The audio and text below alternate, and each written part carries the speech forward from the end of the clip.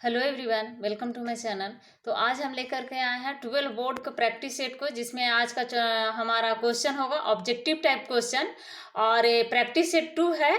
तो practice set 2 में आज हम क्वेश्चन लेकर के आए हैं political and economic history from the Mauryan to Gupta period का। तो मौर्य काल से गुप्त काल तक का राजनीतिक और आर्थिक इतिहास चैप्टर से हम ऑब्जेक्टिव क्वेश्चन लेकर के आए हैं 12 बोर्ड के लिए। प्रैक्टिस सेट मॉडल 2 है और बहुत ही महत्वपूर्ण क्वेश्चन है एग्जाम में। बहुत ही इस क्वेश्चन प्रैक्टिस सेट से बहुत ही हेल्प मिलेगा। तो आइए शुरू करते हैं। आज का क्वेश्चन है आज का पहला क्वेश्चन है, किस विद्वान ने मात्र अभिलेखों के आधार पर अशोक का इतिहास लिखने का प्रयास किया है? सलाध्य प्रयास किया है। ऑप्शन दिया हुआ है विसेंट स्मिथ, जेम्स प्रिंसेस, सी में दिया हुआ है काशी प्रसाद जायसवाल और डी में दिया हुआ है देवदत्त रामकृष्ण भंडारकर।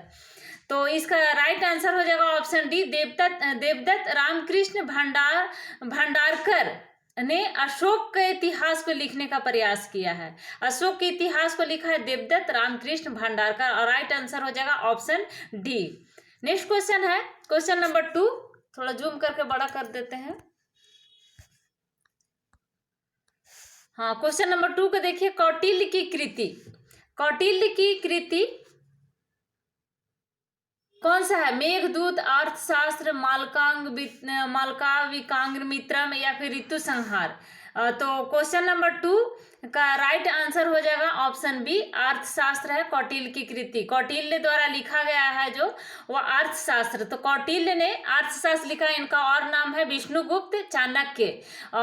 बिंदुसार के शासनकाल में प्रधानमंत्री थे। बिंदुसार के दरबार में कौटिल्य, इनका कौटिल्य का नाम है विष्णुगुप्त, मेन नाम है, और चाणक्य भी इनका नाम है कौटिल्य का। तो कौटिल्य द्वारा जो लिखा गया कृति है अर्थशास्त्र, कौटिल्य ने अर्थशास्त्र को लिखा था। नेक्स्ट क्वेश्चन है, प्राचीन भारत में अभिलेख की शुरुआत किस शासक ने की? चंद्रगुप्त मौर्य, अशोक, चंद्रगुप्त या फिर समुद्रगुप्त। तो प्राचीन भारत में अभिलेख की शुरुआत किस शासक ने की है? तो जो शासक अभिलेख का शुरुआत किया है अशोक के शासनकाल में। अशोक ने ही अभिलेख की शुरुआत करवाई थी। अशोक का शिलालेख अभिलेख बहुत ही 13वां शिलालेख अभिलेख बहुत ही महत्वपूर्ण अभिलेख है। तो अशोक के टाइम में ही शुरुआत की गई थी अभिलेखों का लिखने का। अभिलेख की शुरुआत अशोक के टाइम में शुरू की गई थी। नेक्स्ट क्वेश्चन है क्वेश्चन नंबर 4। क्वेश्चन नंबर 4 को देखते हैं। क्वेश्चन नंबर 4 में है, मौर्य साम्राज्य का प्रथम शासक कौन था? मौर्य साम्राज्य का प्रथम शासक ऑप्शन दिया हुआ है बिंदुसार, अशोक, चंद्रगुप्त मौर्य। तो मौर्य साम्राज्य का प्रथम शासक था चंद्रगुप्त मौर्य ने ही धनानंद को मार करके मौर्य वंश की स्थापना की थी। तो मौर्य साम्राज्य का प्रथम शासक चंद्रगुप्त, उसके बाद बिंदुसार, उसके पुत्र, उसके बाद अशोक के बाद फिर धीरे धीरे मौर्य साम्राज्य धीरे धीरे कमजोर होता गया। तो इसका राइट आंसर हो जाएगा ऑप्शन बी, चंद्रगुप्त मौर्य साम्राज्य का प्रथम शासक था। नेक्स्ट क्वेश्चन है, भूमि अनुदान से संबंधित प्रथम अभिलेखीय प्रमाण किसका है? भूमि अनुदान से संबंधित प्रथम अभिलेखीय प्रमाण किसका है? मौर्य काल का या फिर सातवाहन काल, शुंग काल या गुप्त काल?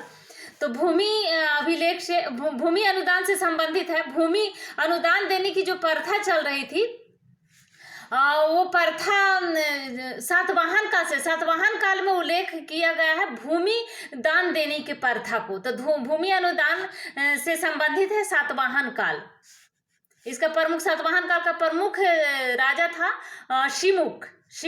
इसका शासन काल का सातवाहन का प्रमुख बहुत ही प्रभावशाली राजा था। तो सातवाहन काल में ही भूमि दान देने की प्रथा प्रचलित थी। तो ये संबंधित होगा इसे सातवाहन काल से भूमि अनुदान का। नेक्स्ट क्वेश्चन है, मेगास्थनीज भारत में किसके दरबार में आया?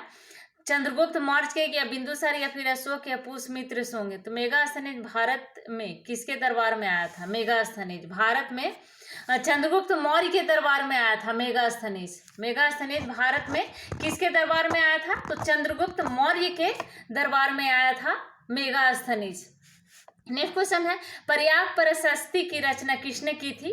प्रयाग प्रशस्ति कालिदास, बाणभट्ट, हरिसेन या फिर पतंजलि? प्रयाग प्रशस्ति की रचना की थी हरिसेन ने। हरिसेन के द्वारा प्रयाग प्रशस्ति की रचना की गई थी। नेक्स्ट क्वेश्चन है, क्वेश्चन नंबर 8 को देखते हैं। समुद्रगुप्त की जानकारी, समुद्रगुप्त की जानकारी होती है मथुरा अभिलेख से, कौन सा अभिलेख से? प्रयाग प्रशस्ति या फिर बंसखेड़ा अभिलेख या फिर ऐहोल अभिलेख? तो समुद्रगुप्त की जानकारी मिलती है प्रयाग प्रशस्ति से। समुद्रगुप्त का प्रयाग प्रशस्ति अभिलेख, समुद्रगुप्त द्वारा यह अभिलेख लिखवाया गया था, तो प्रयाग प्रशस्ति अभिलेख से जानकारी मिलती है समुद्रगुप्त का। नेक्स्ट क्वेश्चन है, जीवक वैद्य किस वंश के काल में था? जीवक मौर्य काल, गुप्त काल, हर्यक या फिर कुषाण? तो जीवक वैद्य जो है ये हर्यक वंश के काल में था। जीवक वैद्य हर्यक वंश।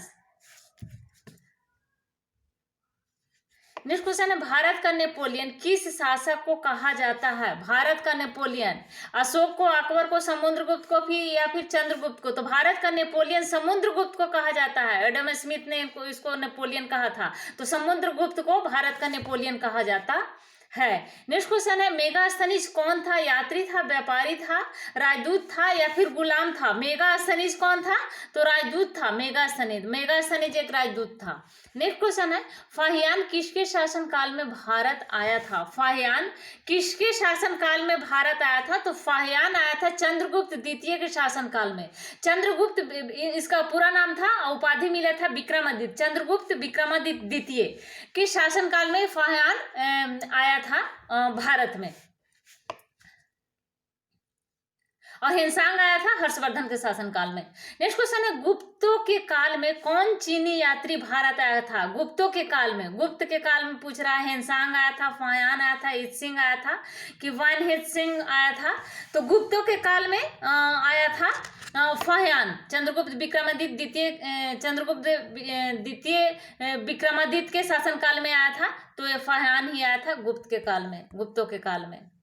नेक्स्ट क्वेश्चन है, अभिज्ञान शकुंतलम के रचनाकार कौन है? कालिदास, बाणभट्ट या कौटिल्य? अभिज्ञान शकुंतलम के कालिदास हैं रचनाकार। कालिदास द्वारा ही लिखा गया अभिज्ञान शकुंतलम।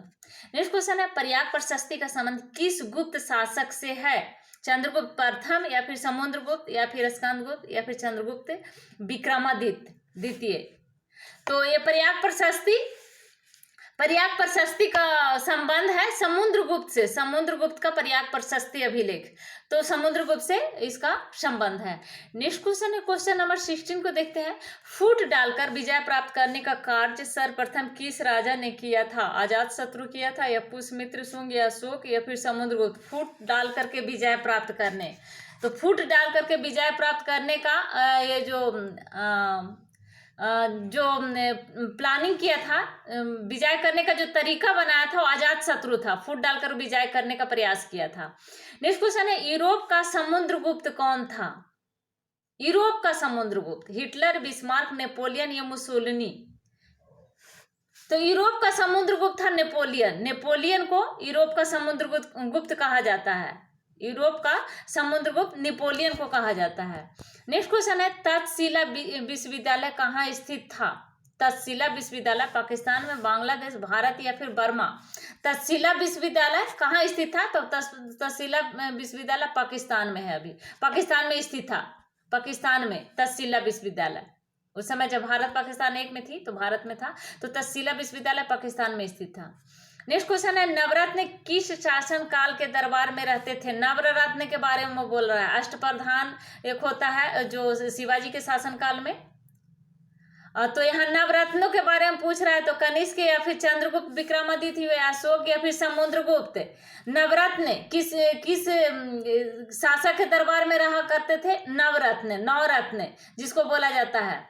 तो नवरत्न किसके शासनकाल के? तो चंद्रगुप्त विक्रमादित्य के शासनकाल में नवरत्न रहते थे।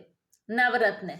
नेक्स्ट क्वेश्चन है, पाटलिपुत्र नगर की स्थापना उदयीन ने किस नदी के संगम पर की? पाटलिपुत्र नगर की स्थापना उदयीन ने किस नदी के संगम पर की थी? तो यह इन सभी के संगम पर सोन गंगा और पुनपुन यहाँ पे पाटलिपुत्र की स्थापना उदयीन के द्वारा किया गया था। उदयीन ने ही पाटलिपुत्र की स्थापना की थी। हर्यक वंश के शासक है उदयीन। नेक्स्ट क्वेश्चन है क्वेश्चन नंबर 21 को अब हम लोग देखेंगे। 21 क्वेश्चन नंबर 21। हाँ, तो क्वेश्चन नंबर 21 को देखते हैं। इंडिका की रचना किसने की? इंडिका की रचना किसने की? तो कौटिल्य ने या फिर अल-बरूनी या फिर मेगास्थनीज या फिर इत्सिंग। तो इंडिका की रचना किसने की थी? इंडिका की रचना किसके द्वारा किया गया था? तो मेगास्थनीज के द्वारा। मेगास्थनीज का लिखा हुआ है इंडिका, तो इंडिका की रचना मेगास्थनीज ने की थी। नेक्स्ट क्वेश्चन है किस शिलालेख से अशोक द्वारा कलिंग विजय का पता चलता है? कलिंग विजय का किस शिलालेख से अशोक द्वारा जो कलिंग विजय 261 ईस्वी में की गई थी, कलिंग का विजय अशोक के द्वारा, और बहुत ही रक्तपात हुआ था। तो बोल रहा है किस शिलालेख में से पता चलता है कलिंग विजय का? तो कलिंग विजय का 13वें शिलालेख, अशोक का शासनकाल का लेख है। 13वें शिलालेख बहुत ही प्रसिद्ध है। तो 13वें शिलालेख से कलिंग विजय का पता चलता है, 13वें शिलालेख। नेक्स्ट क्वेश्चन है अपने समवाय के खर्चे से सुदर्शन झील की मरम्मत किसने कराई? अशोक, कनिष्क, रुद्रदामा या फिर स्कंदगुप्त। तो अपने समवाय के खर्चे से सुदर्शन झील की मरम्मत किसने करवाई? तो रुद्रदामा ने अपने समवाय के खर्चे से सुदर्शन झील की मरम्मत करवाई थी। सुदर्शन झील की मरम्मत रुद्रदामा। नेक्स्ट क्वेश्चन है 510 ईस्वी में सती प्रथा के साक्ष्य वाला प्रथम अभिलेख कहाँ मिला है? तो सती प्रथा का साक्ष्य जो मिला है 510 ईस्वी में सती प्रथा का साक्ष्य हिरण्य अभिलेख से सती प्रथा का साक्ष्य मिला है। नेक्स्ट क्वेश्चन है कनिष्क का राज्य, बहुत ही प्राचीन अभिलेख है, सबसे पुराना अभिलेख हिरण्य अभिलेख, और इससे सती प्रथा का साक्ष्य मिलता है। नेक्स्ट क्वेश्चन है कनिष्क का राज्यरोहण कब हुआ था? कनिष्क का राज्यरोहण कब हुआ था? तो 78 ईस्वी में, 78 में कनिष्क का राज्यरोहण हुआ था। नेक्स्ट क्वेश्चन है समस्त भारत ही नहीं एशिया एवं यूरोप में सर्वप्रथम हुनों को परास्त करने का श्रेय किस शासक को जाता है? समस्त भारत ही नहीं बल्कि एशिया यूरोप में सर्वप्रथम हुनों को परास्त करने का श्रेय किस शासक को जाता है? अशोक, समुद्रगुप्त, स्कंदगुप्त या फिर नेपोलियन को किस शासक का श्रेय जाता है? तो ये स्कंदगुप्त को जाएगा। स्कंदगुप्त हुनों को परास्त किया था, स्कंदगुप्त ने ही। गुप्त काल का शासक है स्कंदगुप्त, तो इसी ने ही हुनों को परास्त किया था। नेक्स्ट क्वेश्चन है मौर्य साम्राज्य का तृतीय शासक कौन था? तृतीय शासक मौर्य साम्राज्य का। तो मौर्य साम्राज्य का प्रथम चंद्रगुप्त होगा, दूसरा बिंदुसार, तृतीय अशोक हो जाएगा। तो अशोक हो जाएगा मौर्य साम्राज्य का तृतीय शासक। बहुत ही प्रभावशाली और बहुत ही अशोक जो है अपने साम्राज्य को विस्तार किया था, तो बहुत ही प्रभावशाली था राजा मौर्य काल का। चंद्रगुप्त मौर्य का पौत्र था और बिंदुसार का पुत्र। नेक्स्ट क्वेश्चन है किसके अभिलेख में भूमि दान का उल्लेख मिलता है? किस अभिलेख से? तो अशोक या फिर समुद्रगुप्त का या प्रभावती गुप्त का या फिर इन सभी के अभिलेख से? तो इसका प्रभावती गुप्त से अभिलेख से भूमि दान का उल्लेख मिलता है। भूमि दान का अभिलेख, भूमि दान का चर्चा इसमें सातवाहन काल में हुआ था। भूमि दान देने की प्रथा थी, तो ये प्रभावती गुप्त से अभिलेख से भूमि दान का भी उल्लेख मिलता है।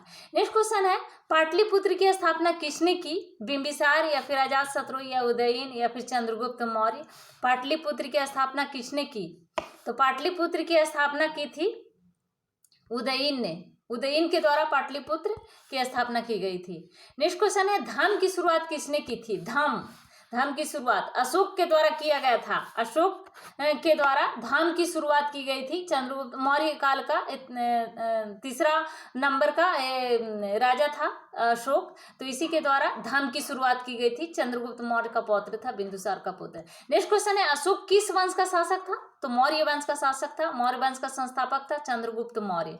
तो उसका ये अशोक जो है चंद्रगुप्त मौर्य का पौत्र था, तो मौर्य वंश का शासक था। नेक्स्ट क्वेश्चन है, मौर्य कला का निम्न में से कौन सर्वाधिक महत्वपूर्ण नमूना है? चैत्य है, स्तूप है, गुहा वास्तुकला है या फिर स्तंभ है?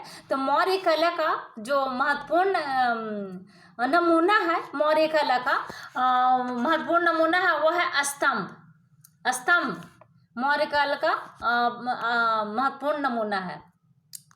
नेक्स्ट क्वेश्चन है 33, भारतीय इतिहास का कौन सा काल स्वर्ण काल के नाम से जाना जाता है? भारतीय इतिहास का कौन सा काल? मौर्य काल, गुप्त काल या फिर मुगल काल या फिर अंग्रेजों का काल? तो गुप्त काल को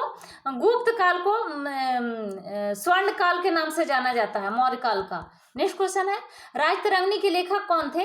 राजतरंगिणी के लेखक पतंजलि, बाणभट्ट, विशाखा दत्त या फिर कलहन? कौन थे? राजतरंगिणी के लेखक कलहन थे। कलहन राइट आंसर हो जाएगा ऑप्शन डी। नेक्स्ट क्वेश्चन है, मौर्य काल के टकसाल का प्रधान कौन था? मौर्य काल के टकसाल का प्रधान कौन था? तो इसका राइट आंसर हो जाएगा ऑप्शन डी, लक्षणाध्यक्ष।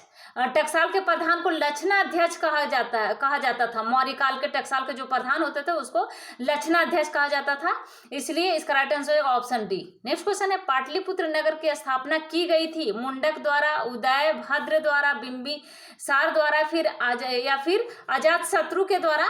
तो ये उदयीन के द्वारा किया गया था, उदय भद्र द्वारा। इसका राइट आंसर हो जाएगा ऑप्शन सी। नेक्स्ट क्वेश्चन है, धम्म महामात्रों की नियुक्ति किसने की थी? धम्म महामात्रों की नियुक्ति, तो धम्म महामात्रों की नियुक्ति अशोक के द्वारा किया गया था। धम्म महामात्रों की नियुक्ति अशोक, मौर्य साम्राज्य का शासक था अशोक। नेक्स्ट क्वेश्चन देखते हैं 38 नंबर क्वेश्चन में है, पतंजलि के महाभाष्य से किसकी जानकारी मिलती है? मौर्य काल की, गुप्त काल की, कुषाण काल की या फिर इन सभी की? पतंजलि की महाभाष्य से, तो पतंजलि की महाभाष्य से मौर्य काल की जानकारी मिलती है, मौर्य काल। नेक्स्ट क्वेश्चन है, अर्थशास्त्र के लेखक कौन है? वाल्मीकि, कौटिल्य, चाणक्य, मनु या देव व्यास? तो अर्थशास्त्र के लेखक कौटिल्य चाणक्य हो गए, विष्णुगुप्त भी एक नाम है इनका। तो मौर्य काल का अर्थशास्त्र के लेखक कौटिल्य चाणक्य, राइट आंसर है ऑप्शन सी। नेक्स्ट क्वेश्चन है, एलोरा के में कैलाश मंदिर किस राजवंश ने निर्मित कराया है? चोल, पल्लव या चालुक्य या राष्ट्रकूट? राष्ट्रकूट होगा, इसका राइट आंसर ऑप्शन डी हो जाएगा। नेक्स्ट क्वेश्चन है, पंचची वाले सिक्के बने होते थे क्या चीज का? सोने का, तांबे का, चांदी का या फिर दोनों का हुआ करते थे? तीनों का हुआ करते थे। सोना, चांदी, तांबा क्या चीज का हुआ करता था? पंचची वाले सिक्के। तो पंचची वाले सिक्का बी और सी दोनों राइट आंसर हो जाएगा, चांदी का भी और तांबे का भी हुआ करता था। नेक्स्ट क्वेश्चन है, पुराणों की संख्या कितनी थी? तो पुराणों की संख्या 18 थी, 18 पुराणों की संख्या। नेक्स्ट क्वेश्चन है, बज्जी को सामाजिक ग्रंथों में कहा गया है क्या? गणसंघ, गणतंत्र, राजतंत्र या फिर इनमें से कोई नहीं? तो बज्जी को सामाजिक ग्रंथों में कहा गया है गणतंत्र। नेक्स्ट क्वेश्चन है, अर्थशास्त्र एवं इंडिका से किस राजवंश के बारे में जानकारी मिलती है? अर्थशास्त्र एवं इंडिका से किस राजवंश के बारे में जानकारी मिलती है? तो ये मौर्य राजवंश की जानकारी मिलती है अर्थशास्त्र, क्योंकि चंद्रगुप्त द्वारा लिखा गया, कौटिल्य के द्वारा लिखा गया है, विष्णुगुप्त जिसका नाम है। तो ये मौर्य काल में प्रधानमंत्री थे, बिंदुसार के शासनकाल में, और इसके मौर्य काल का जो संस्थापक था चंद्रगुप्त मौर्य, उसके शासनकाल में प्रधानमंत्री थे विष्णुगुप्त। नेक्स्ट क्वेश्चन है, जनपद शब्द का शाब्दिक अर्थ क्या है? जहां लोग अपना घर बनाते हैं या फिर जहां लोग मवेशी रखते हैं या फिर दोनों होगा? तो जनपद शब्द का शाब्दिक अर्थ होता है जहां लोग अपना घर बनाते हैं, इसको जनपद बोला जाता है। नेक्स्ट क्वेश्चन है, क्वेश्चन नंबर 46 को देखते हैं। तो 16 महाजनपदों में से सबसे शक्तिशाली महाजनपद कौन सा था? 16 महाजनपद में से मगध या अवंती या कौशल या गांधार? तो सबसे शक्तिशाली मगध था, मगध। नेक्स्ट क्वेश्चन है, नेक्स्ट क्वेश्चन, समुद्रगुप्त की तुलना किस यूरोपीय शासक से की जाती है? समुद्रगुप्त की तुलना किस यूरोपीय शासक थे? तो नेपोलियन से। समुद्रगुप्त को नेपोलियन कहा गया है, तो नेपोलियन से इसकी तुलना की जाती है, यूरोपीय शासक नेपोलियन से। नेक्स्ट क्वेश्चन है, इंडिका के लेखक कौन है? तो कौटिल्य है। इंडिका के लेखक सॉरी मेगास्थनीज, राइट आंसर हो जाएगा मेगास्थनीज, ऑप्शन बी, इंडिका के लेखक मेगास्थनीज। नेक्स्ट क्वेश्चन है 49 number question, right answer 49 number question है, अशोक द्वारा प्रचारित बौद्ध धर्म कहाँ प्रचलित नहीं हुआ? सीरिया में, ब्रिटेन में, श्रीलंका में या फिर जापान में? अशोक ने अपने पुत्र और पुत्री को भी भेजा था बौद्ध धर्म को प्रचार के लिए। तो अशोक द्वारा प्रचलित बौद्ध धर्म कहाँ प्रचलित नहीं हुआ था? तो ये ब्रिटेन में नहीं हुआ था, बाकी सीरिया में, श्रीलंका, जापान में हुआ था। और नेक्स्ट और लास्ट क्वेश्चन है इस प्रैक्टिस सेट का, अशोक किस वंश का शासक था? नंद वंश, गुप्त वंश या मौर्य वंश या चोल वंश? तो मौर्य वंश का शासक था अशोक। चंद्रगुप्त मौर्य इसका संस्थापक था मौर्य वंश का, और चंद्रगुप्त मौर्य का पुत्र था बिंदुसार, बिंदुसार का पुत्र था अशोक, यानी चंद्रगुप्त मौर्य का पौत्र था अशोक। बहुत ही प्रभावशाली राजा था मौर्य वंश का। तो मौर्य वंश का शासक था चंद्रगुप्त मौर्य, तो ये सॉरी अशोक। तो ये थे हमारे आज का प्रैक्टिस सेट 2 का ऑब्जेक्टिव टाइप क्वेश्चन, जो क्लास बोर्ड 12 के लिए बहुत ही महत्वपूर्ण क्वेश्चन है। और अगर अभी तक आपने मेरे चैनल को सब्सक्राइब नहीं किया है तो प्लीज़ मेरे चैनल को सब्सक्राइब करें, लाइक करें एंड शेयर करें। Thank you.